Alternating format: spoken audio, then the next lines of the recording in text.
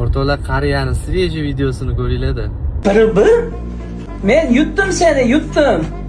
Alisa, кто выиграл в бою? Kamil Karate или Adilxon Kamolov? Xo'p, sen yutgan ekansan. Endi davomi. Lekin shot bir bo'lib qolib ketdi-da. Nima deysan? Shot bir bo'lib qoldi-da. Zaps qildinglarmi? Yana bitta ayt, nima deysan?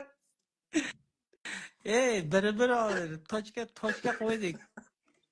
Ko'pchilik aytardi menga, "Voy, bu qariyaga ishonma, distansiya saqla bundan" desa, hammamiz odammiz-ku deb misol uchun salom alik qilib yurgan ekanman bu bilan.